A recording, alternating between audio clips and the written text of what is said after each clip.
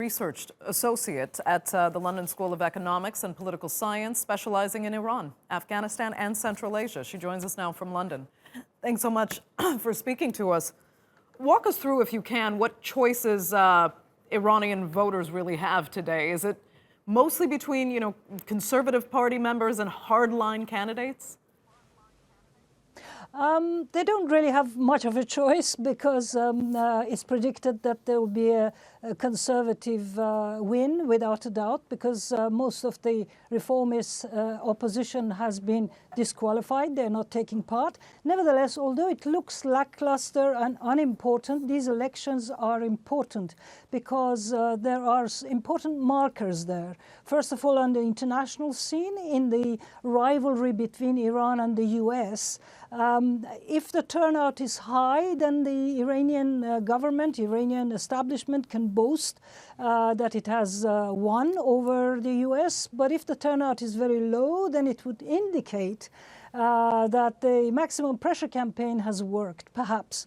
But also this is why Ayatollah Khamenei, the supreme leader, has framed these elections as a religious duty and as a fight against the enemy.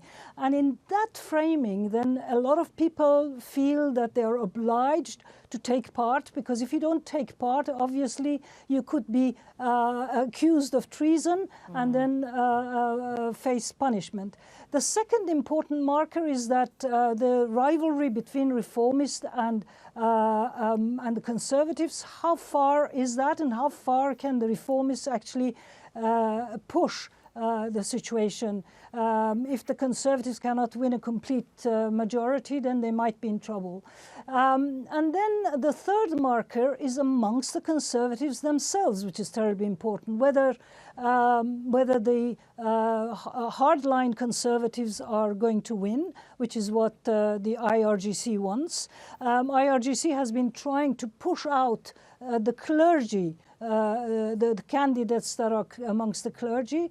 And although in the previous parliaments we've had a mixture of both, this time at the top of the list for the conservatives, we see a general, an IRGC general, Ghalibaf, who is also, he's had other civil posts, but nevertheless he remains an IRGC general, and they're trying to push out the clergy. So these elections will tell us how the field of politics is looking like in Iran today.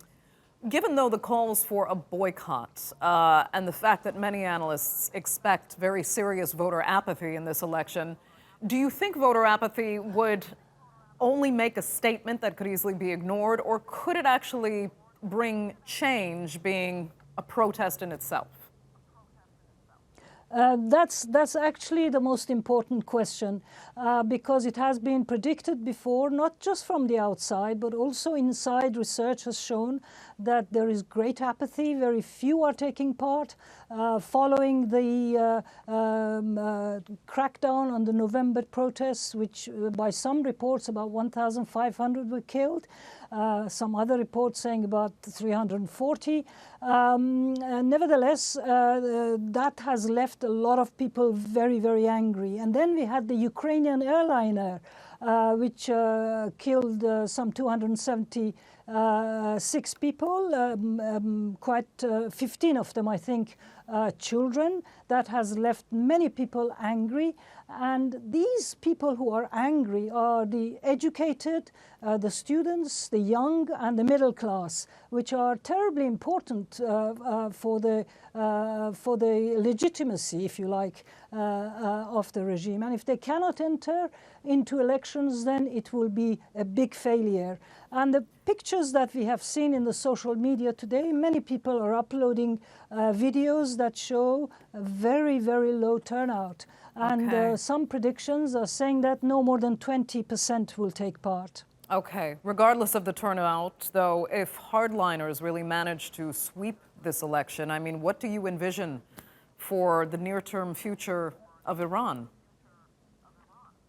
Well, what can be envisaged is that the plan of pushing Iran by the United States has really caused damage not to international trade and investment, etc., but also to Iran's politics, because it has pushed everyone towards further and further hardline, which means that the Revolutionary Guards, IRGC, will probably take the upper hand, and then you will probably get a military theocracy in Iran rather than the present regime, which is partly moderate. So it will have a very negative impact.